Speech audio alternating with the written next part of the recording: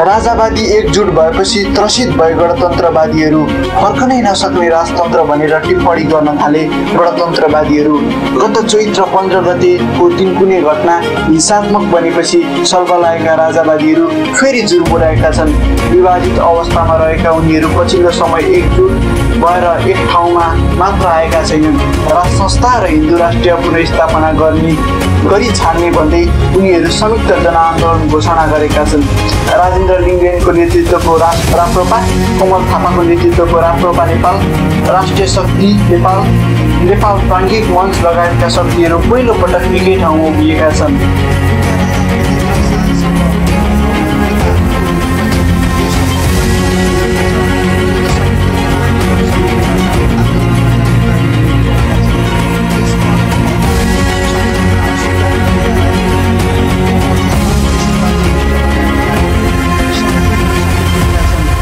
एकै ठाउँमा आएका राजावादी समूहहरू ज्येष्ठ 15 गते गणतन्त्र दिवसकै दिनदेखि आन्दोलन गर्ने घोषणा गरेका छन्।